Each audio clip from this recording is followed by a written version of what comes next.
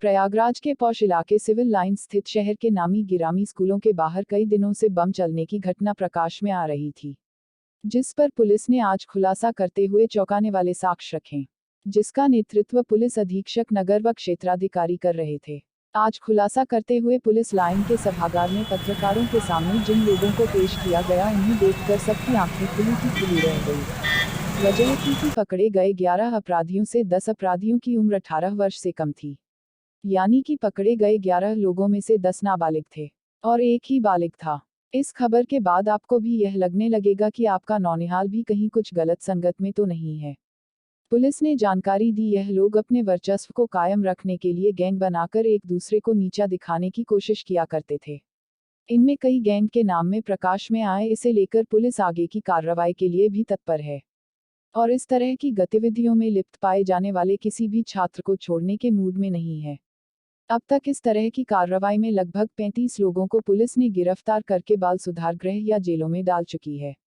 वरिष्ठ पुलिस अधीक्षक ने पत्रकारों से वार्ता के दौरान बताया कि यह लोग ग्लैमर वर्चस्व के लिए बम चलना, लड़ाई करना या और भी आपराधिक कार्य किया करते थे। आज के खुलासे में सबसे अहम बात यह है कि इन स्कूलों में शहर के नामी गिरामी व्यापारी, डॉक्टर, वकील आदि के बच्चे भी पढ़ते हैं। पुलिस ने स्कूल प्रशासन व बच्चों के माता पिता से अपील की है कि वह अपने बच्चों पर नजर रखें। और क्या कुछ कहा वरिष्ठ पुलिस अधीक्षक प्रयागराज में, आइए सुनते हैं। आपने अभी तक हमारे पेज को लाइक व फॉलो नहीं किया है तो फौरन कर लीजिए।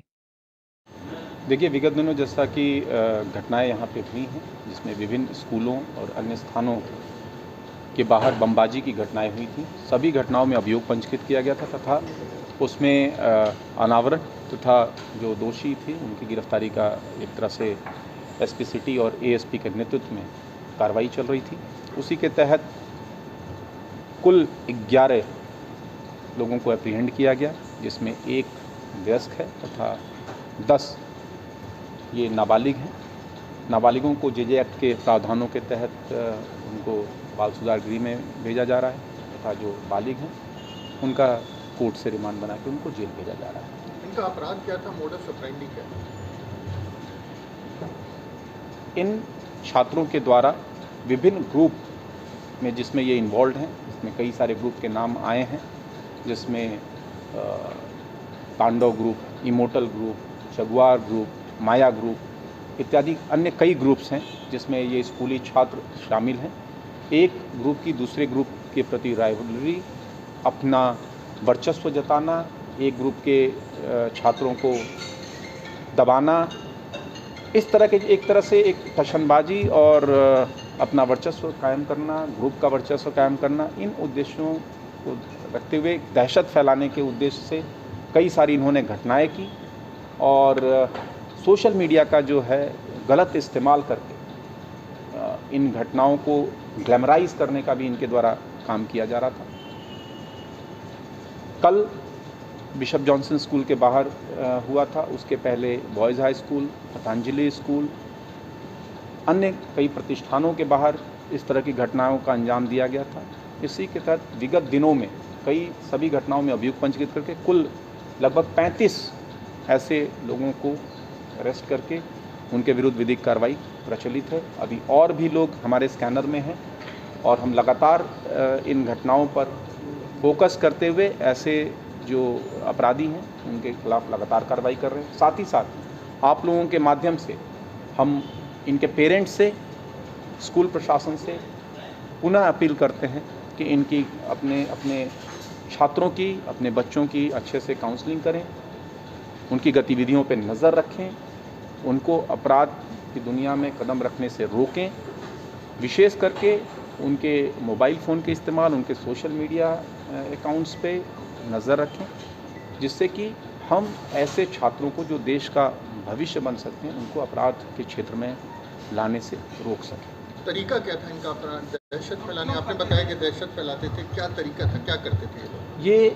क्रूड बॉम्ब जो होता है, जिसको कहें कि एक तरह से देसी पटाखे वाले जो बम हैं वो ये बनाते थे।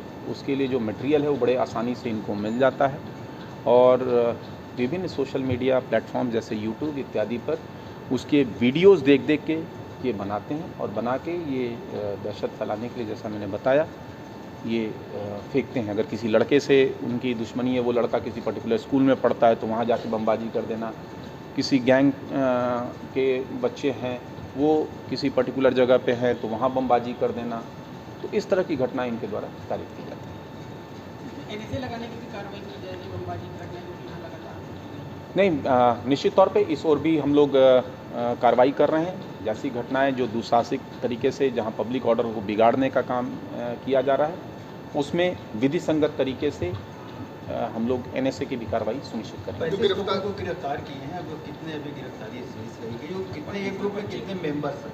देखिए, ग्रुप्स में मेंबर्स की संख्या घटती बढ़ती रहती है। जैसा कि अभी तक इनकी पूछताछ में आया है, कुछ ग्रुप में संख्या ये 100 से ऊपर तक है, एक ग्रुप में 300 तक की बताई जा रही है, जैसा इन सबसे पूछताछ में आया है।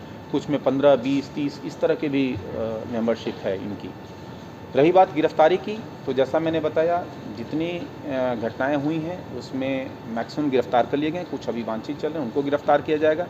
साथ ही साथ और भी इनके एक्टिविटीज़ के एविडेंस हमें सोशल मीडिया प्लेटफॉर्म्स के माध्यम से मिल रहे हैं, तो उन पे भी विधिक कार्रवाई करके उनको भी गिरफ्तार किया जाएगा। माइनर कितने मेजर्स कितने उनके जैसा खिलाफ? मैंने बताया, आज जो 11 भेजे जा रहे हैं उसमें 10 माइनर, 1 मेजर, मैंने पहले ही किस बताया। तरह की कानूनी कार्रवाई उनके खिलाफ होगी? देखिए, जो माइनर है उनको जेजे एक्ट के प्रावधानों के तहत कार्रवाई हो रही है।